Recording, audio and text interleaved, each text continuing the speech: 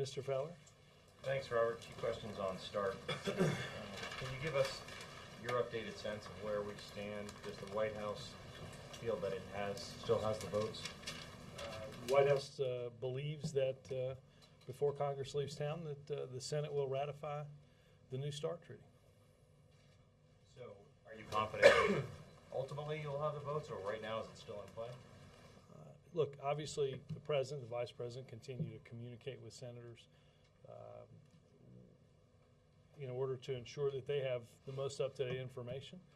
Obviously, you heard last week, I think, a pretty compelling endorsement from General Cartwright, the vice chair of the Joint Chiefs, speak to one of the misconceptions about the impact of preamble language on our missile defense posture, and I think that that's been dealt with rather effectively.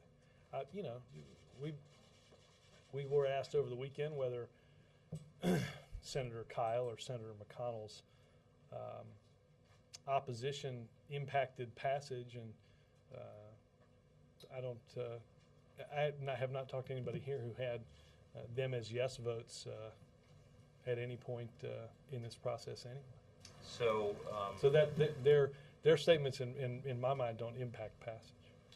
Are the concerns that you're still hearing at this point from senators who have not committed are ones that you consider to be substantive in nature? Well, look, we have, as I've said here before, there have been 18 committee hearings on this, 1,000 questions asked and answered, a treaty that's been on the internet for 8 months. If there are senators with substantive questions, we can have anybody that they want to speak with them about those questions. We feel very confident that all of their questions have good answers. Again, General Cartwright is the expert on the Joint Chiefs staff on missile defense. And when he stands in this room and says that there are no concerns with preamble language on missile defense, that's a weighty endorsement for what's in the treaty. Can you give us an update on the President's week ahead, as best you can tell right now? Specifically, a question I got from the President.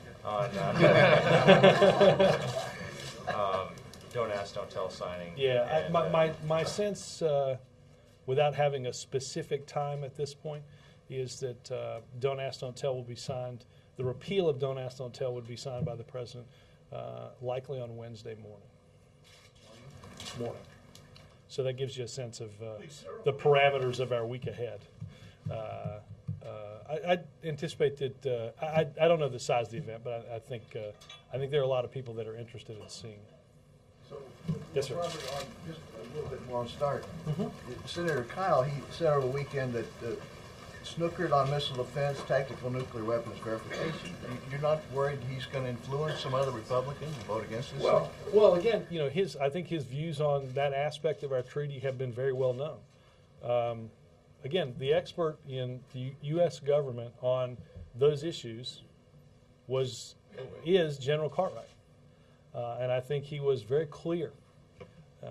And I think, you know, there was an amendment over the weekend to strike some of the language in the preamble, and it lost fairly convincingly. So again, I think if there are those with questions about the impact of or the effects of any aspect of our policy as it relates to the START treaty, there are many people in this government that can answer those questions. It's our strong belief, again, as enumerated by General Cartwright, and I think as you see when we were in Lisbon, as NATO endorsed our missile defense policy, at the same time they're arguing for the ratification of the START treaty. So it's clear that the treaty and missile defense are not in competition with each other. One other Sure. thing. Bill Richardson's in North Korea. Are you expecting to hear back from him? Or are you going to get a report on, I apparently don't- there's some, He may have is gotten on an a agreement. he's on a private trip. It is not one that is in any way sanctioned by the U.S. government. So with the move on Don't Ask, Don't Tell, what is the White House's message to service members who may be serving right now, who are in the closet, who are gay and lesbian, or service members who have been discharged for being openly gay or lesbian? As of Wednesday morning, can people who are gay and lesbian in the service be open about who they are? As of Wednesday morning, can those who have been discharged reapply?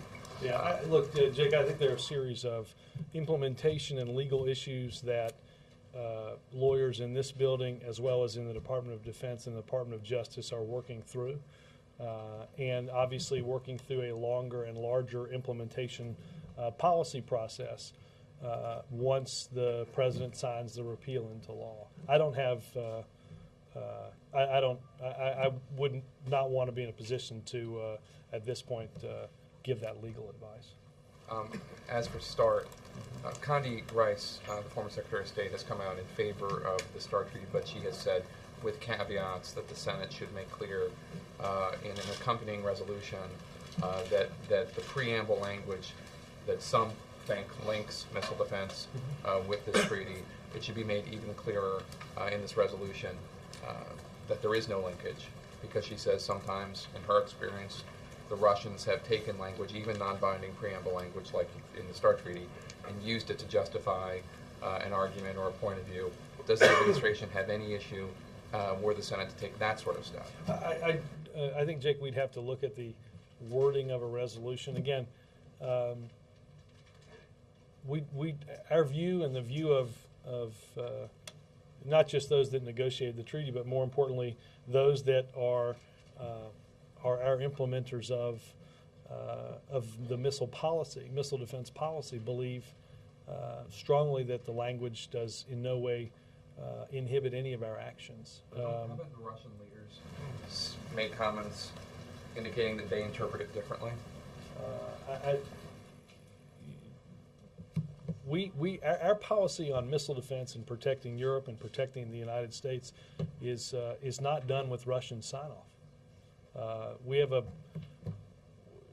for many years, a missile defense shield for Europe and for the United States was a theoretical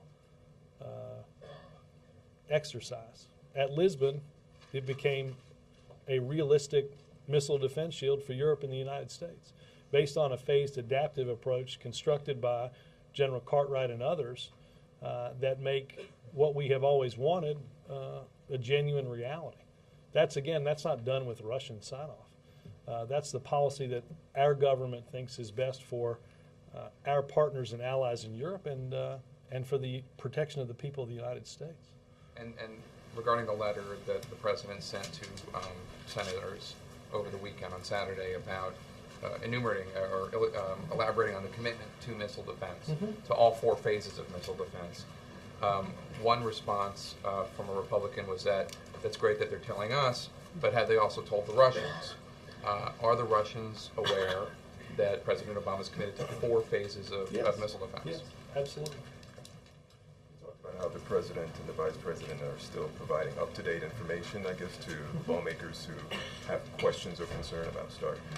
Why did so much of this, whether it's START or DAT or the tax cuts, end up being in the final minutes of the fourth quarter? Getting all of this done, all of this jammed into this short period of time. What happened that led to this? Don't ask, don't tell is an issue that's been argued for 17 years. So I'm not sure anybody has. I'm not sure anything. Maybe you're an Eagles fan, and there's a different fourth quarter analogy that I don't. Getting it done. I'm saying in terms, there's so much people that has. that. I appreciate that. There is. I'm not an Eagles fan, but the fact that so much is trying to get crammed into the. Unnecessary. Giants fans on this side. But the fact that so much is. Patriots. Where are you from? New England. Okay.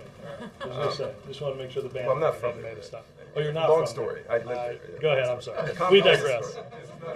We digress. Tell us. But why did it come down to this, where so much was trying to get done in this short period of time? I guess I don't understand. I mean, you mentioned the tax agreement. The tax agreement, there wasn't a resolution to it before Congress left for the elections. The START treaty didn't get a vote before we left for the elections.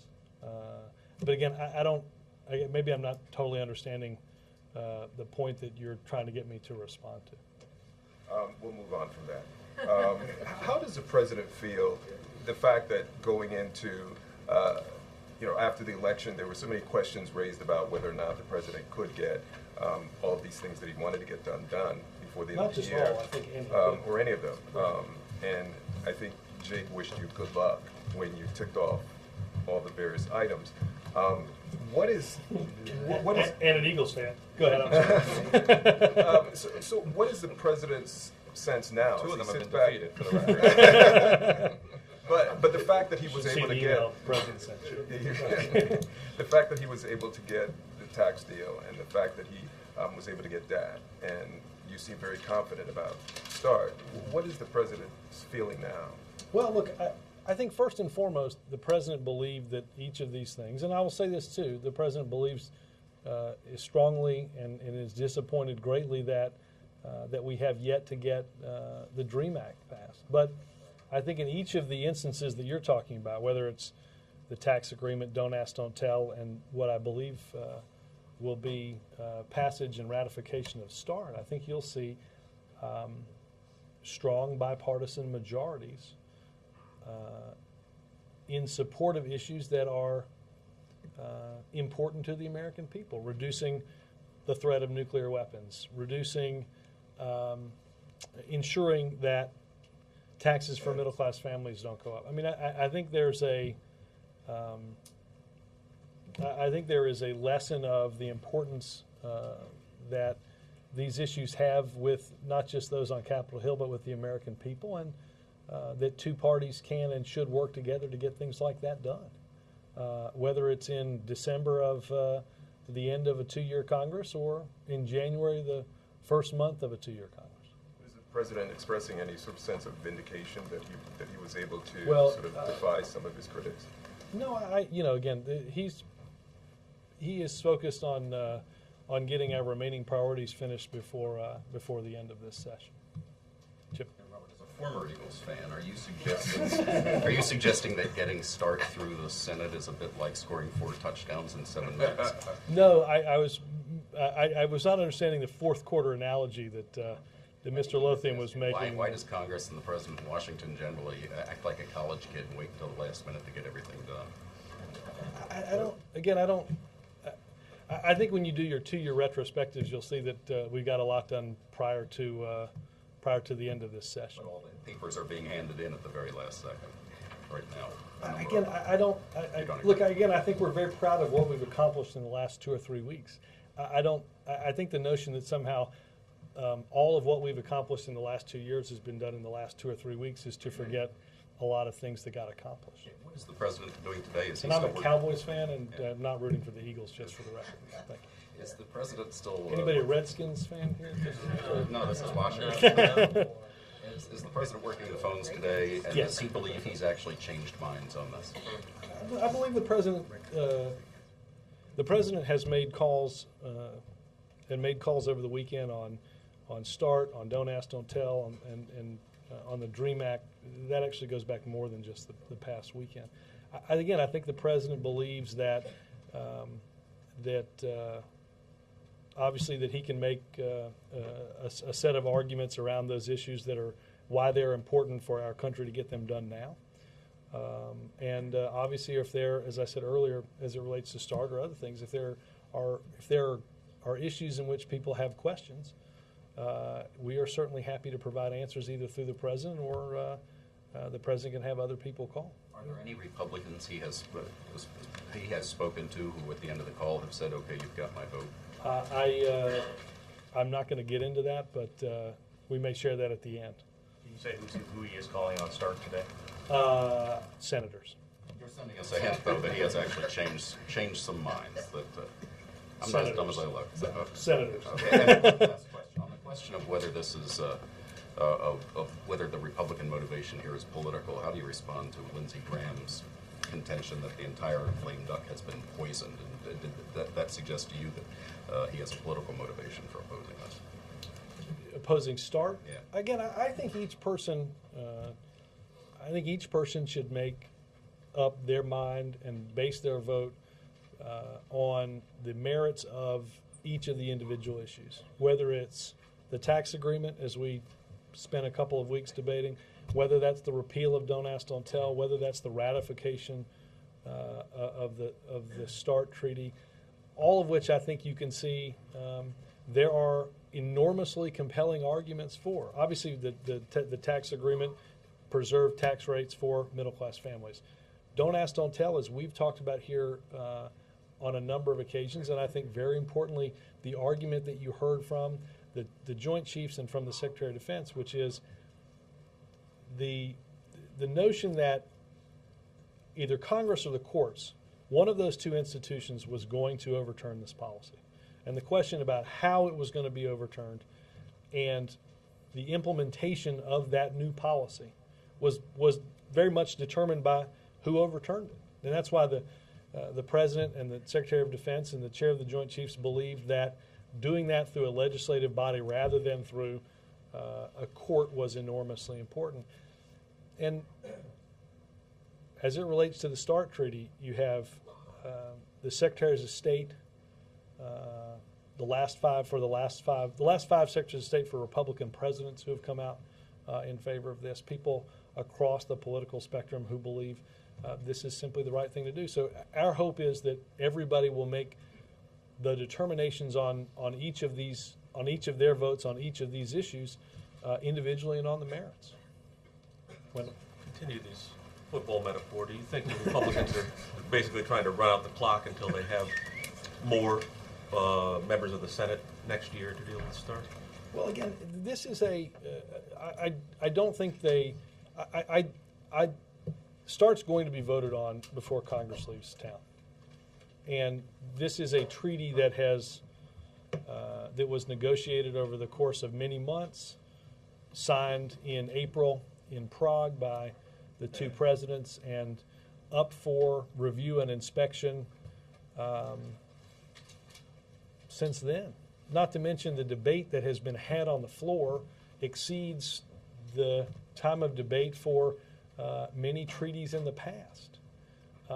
Plus, it's a little vexing to figure out how somebody can say, in largely the same breath, that they're concerned about what the preamble does to missile defense, but they haven't had enough time to look at the treaty. I mean, that it's either one or the other, but it can't be both. That doesn't make a ton of sense. I think that, again, because of the importance of getting this done, the importance to our foreign policy and to reducing the number of deployed nuclear weapons that each of these two countries has pointed at each other, it's important to get this done now. See the President on Air Force One after a Wednesday signing ceremony? I don't know if it's Wednesday or Thursday. Sometime around then is my guess. But I would not at this point harbor to make that any more specific than probably one of those 2 days. And will we be able to see him before he? It is entirely possible. Yes, ma'am. No football metaphors. Clear on that. You seem to be stopping short of saying that the Republican opposition on START is political, and yet you're also saying that all substantive objections have been met with an answer. So if you think it's political, why not come right out and say it? No. Look, there can be substantive disagreements. My point is simply that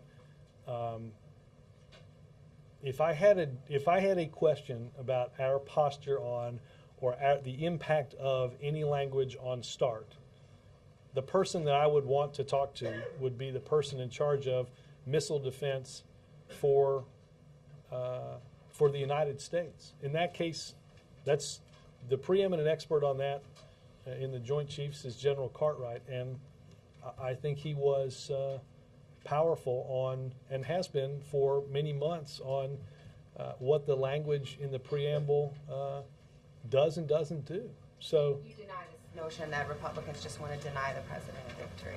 look, again, that's for them to decide what their opposition is. I think there's an incongruence with some that have said that they oppose the treaty because they haven't had enough time to debate it, which I don't think is matched by the facts of either how many hearings have been had, how long it's been on the internet, how long it's been debated on the floor. Those are the same people that are making the arguments also that even in some of the same statements that they have concerns about the missile defense. And it appears incongruent to me as to how one could determine, if they haven't had enough time, how they've determined that missile defense is the problem. Just curious, why did the president not come out on camera on Saturday after the vote to repeal Don't Ask, Don't Tell?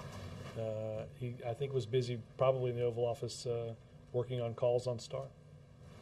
Couldn't spare 5 minutes, or I just wonder if there was any sensitivity to Republican concerns about Don't Ask, Don't Tell, and also in the context of Star. Is that any reason why? No, again, as I said earlier, I think, and the president believes that individuals, senators should make determinations on the issues and the merits of those issues alone, and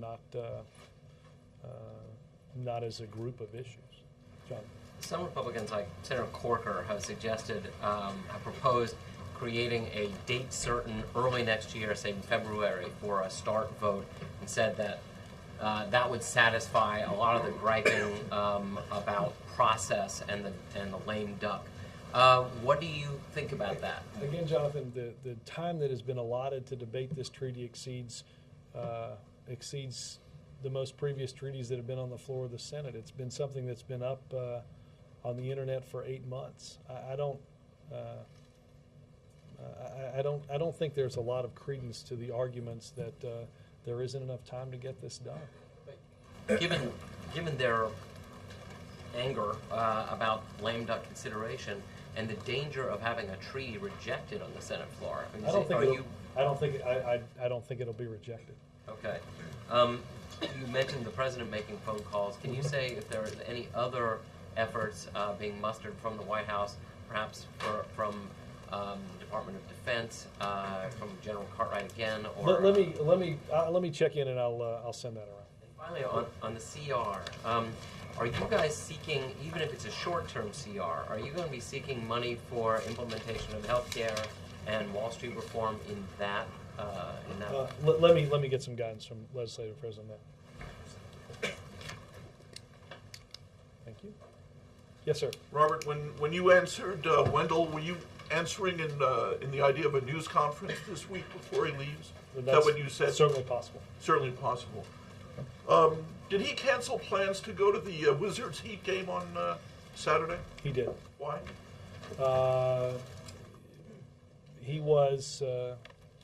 He spent most of Saturday in the Oval working, and continued to do so in the evening in the residence, and thought it was, despite being a really good game, a better use of his time.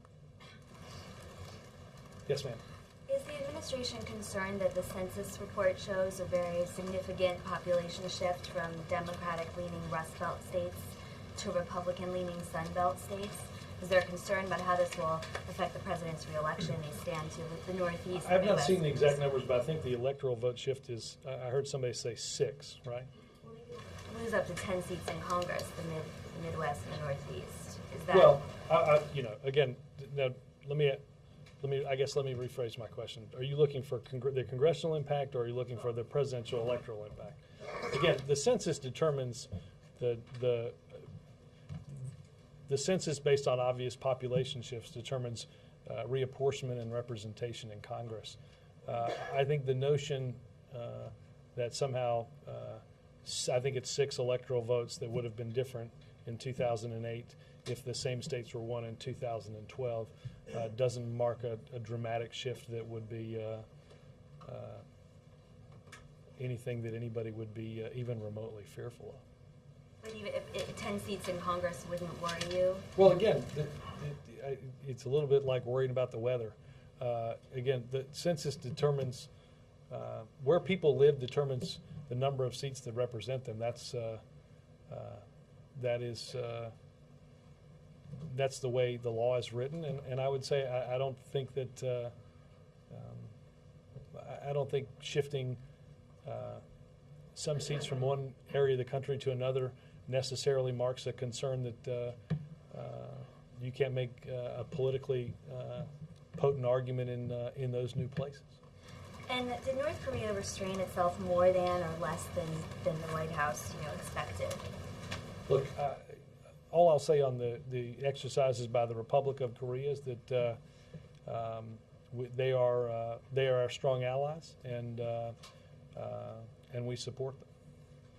How does the failure of the DREAM Act affect the president's desire to bring up broader immigration reform next year? It doesn't impact that. Obviously, the president, as I said earlier, is disappointed that that this was a piece of legislation with bipartisan support and with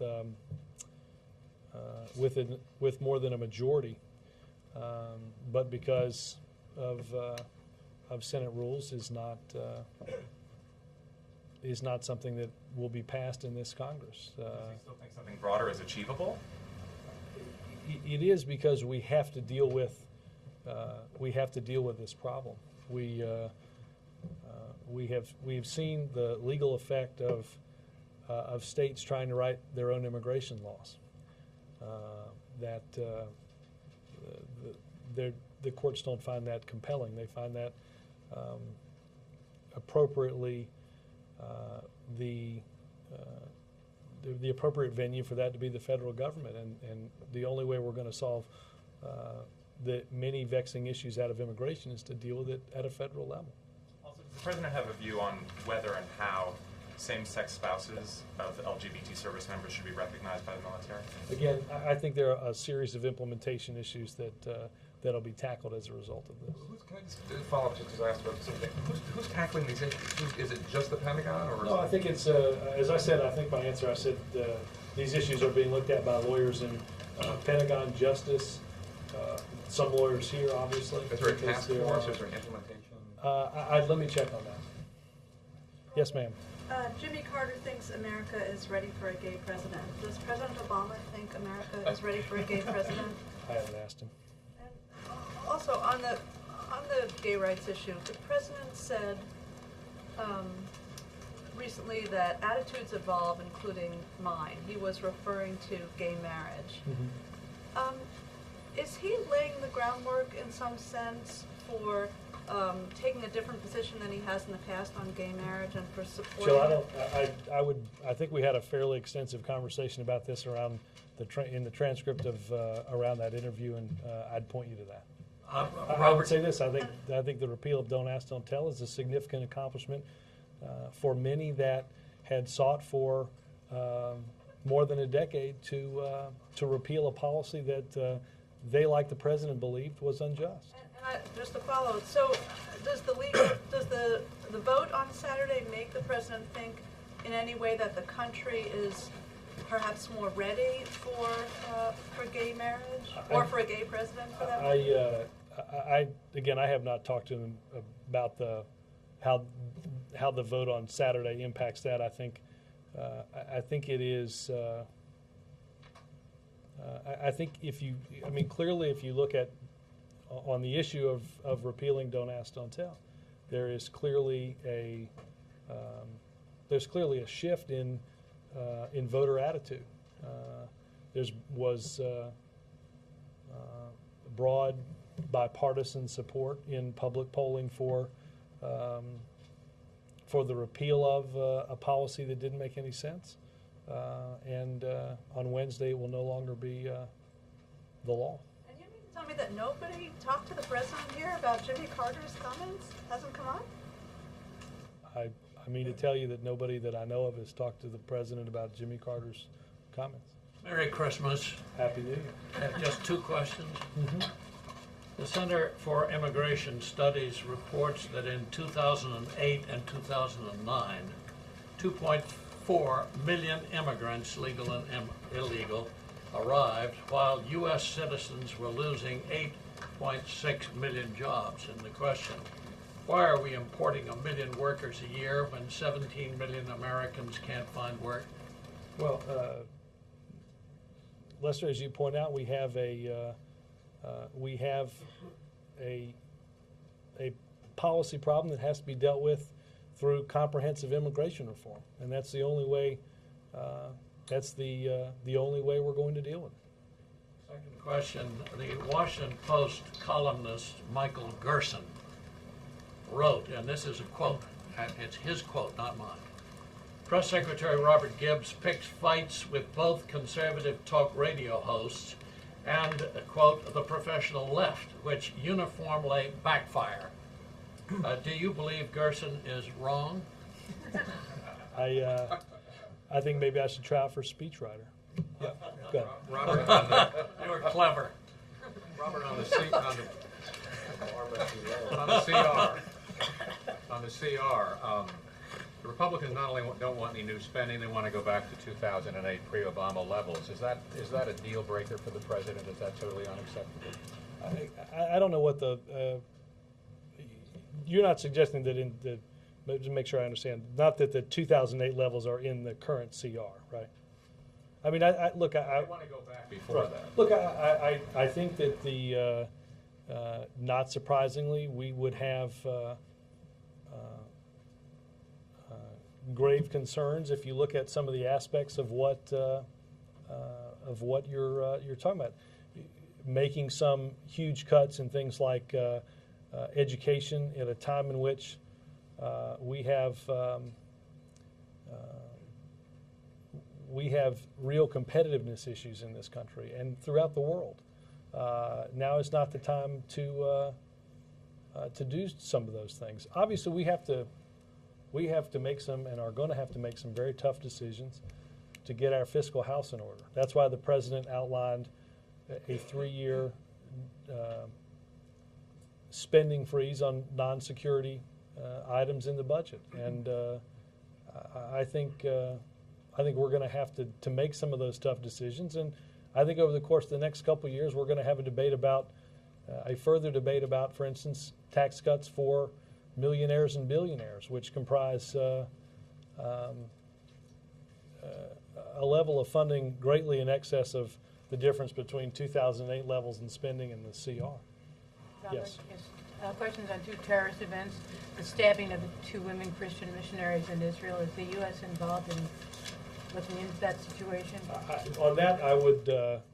I don't have any information on that. I'd point you over to the State Department on that. Condemnation?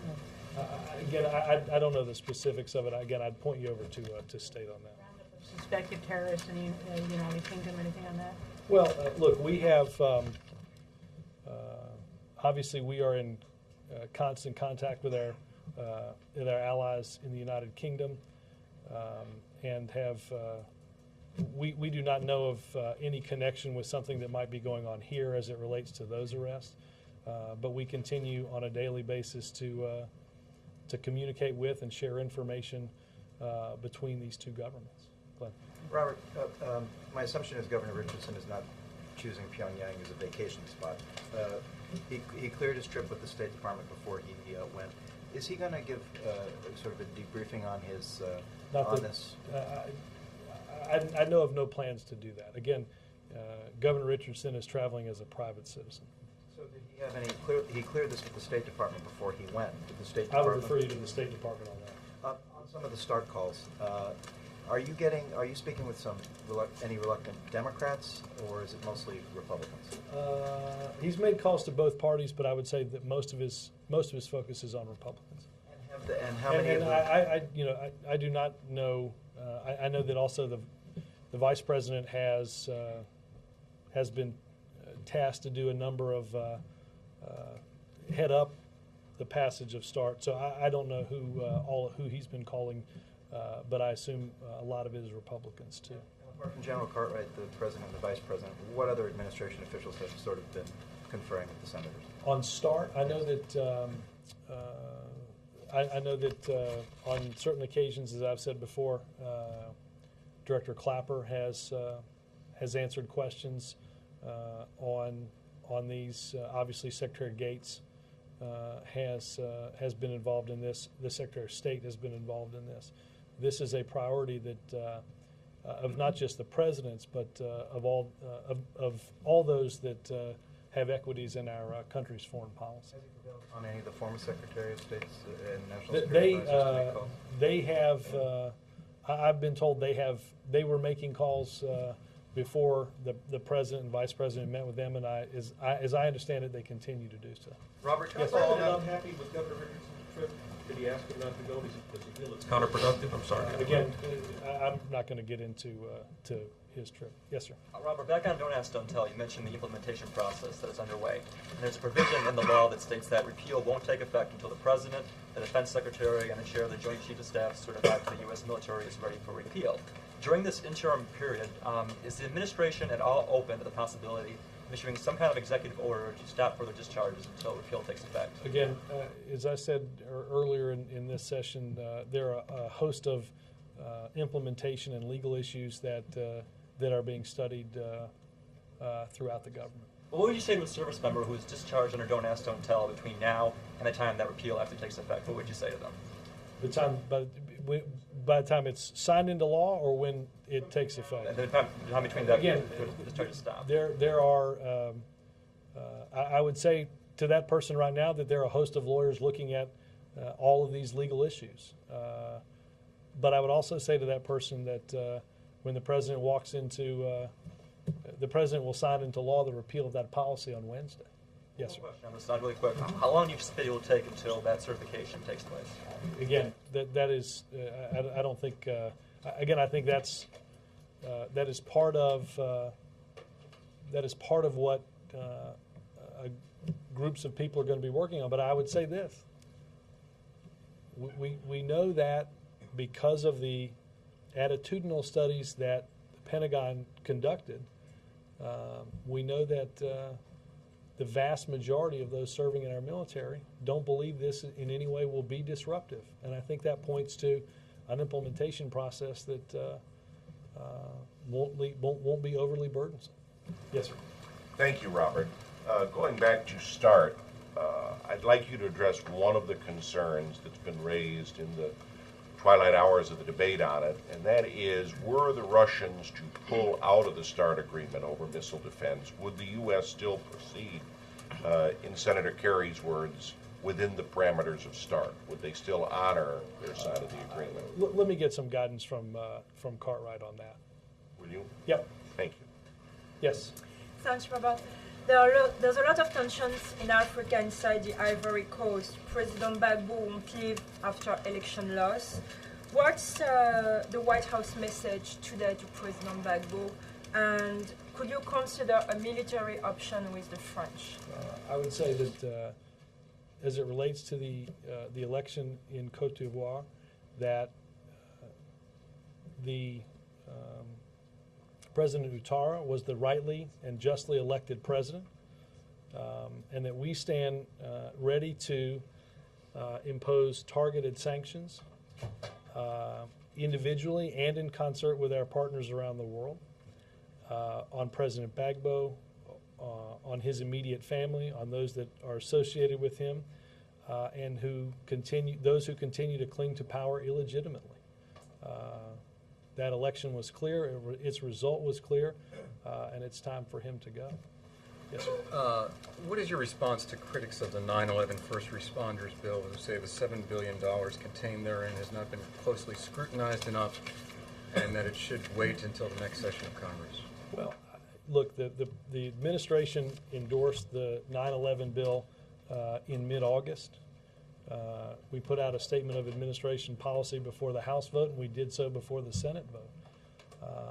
I think there are plenty of safeguards to ensure that that money isn't abused. But what's important is that we ought to take care of those who took care of us. That's why every Democrat in the Senate voted to move that legislation forward. I can't speak to why every Republican opposed it. Sam. Back on START, I wonder if you could talk a little bit about just how personal this issue is to the president. I mean, non-proliferation has been a big issue of his going back to the Senate. I mean, is this, clearly he wants, this is part of his legacy as he's forming it. Can you just tell me a little bit about how personal it is? Well, look, obviously this is an issue that goes back to, as you mentioned, even before he was sworn in the Senate, having conversations with Senator Lugar, who I would point out along with Senator Kerry have been great champions of both this issue and this treaty. And I don't think we would be where we are on getting it passed without both of those two leaders. I think, though, the president is less concerned with his legacy and that sort of thing than he is with, first and foremost, the reduction of the risk, both the risk of having too many weapons and the risk of those weapons falling into the hands of somebody that seeks to do great harm to millions of innocent victims. It's important we have a verification regime. It's important that we continue to have a productive relationship with Russia. Is this personal, President? It's personal, but it's far greater than that. It is as he and virtually every who is that? I just have to know who. It's usually on vibrate. I don't know how it got there. Yeah, you can change that, Mike. You can. It's not the vibrate I meant. You can change the ringtone if you. Yeah, I was gonna say. Yes, Mike's son. Please put it on something cool tomorrow and call him around this time. No, I think this is an issue that's of far greater importance to the nation and to the world than it is to him personally. That's not to say that it's not important to him personally. It just demonstrates just how important and vital this is for our relationship. Robert, Bill, and I'll come back there. Okay. Bill. Robert, can you give us a quick readout on the labor meeting Friday?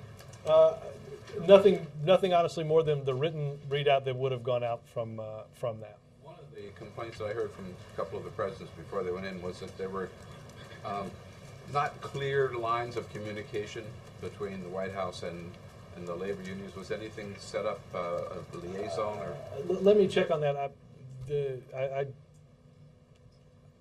I think there's pretty clear lines on that, but I will check and see if that was, to what degree that was brought up and discussed. Yes, Robert, Vice President Biden said that U.S. troops will be out of Afghanistan by 2014 come hell or high water. Is that U.S. policy? Well, I think I would point you to what was decided in Lisbon just a few weeks ago, that we will, much like we have in Iraq, transfer primary security of Afghanistan to the Afghans, as NATO and ISAF agreed by the end of 2014, which would end our combat commitment in that country. They're being completely out though by 2014. Again, I think I think what the Vice President was discussing was our combat role. Last question on that. He said also that the July 2011 withdrawal would not be a token withdrawal. How does he know that, given that the size of that withdrawal is supposed to be based on conditions on the ground? It will be determined by conditions on the ground, but I think that the Vice President knows, as many do here, that the President made the President, in conjunction with the military, worked through a plan a year ago that they think is achievable to meet the date of July 2011. There are many that believed that we would not meet our dates in Iraq, and we did. Thanks, guys.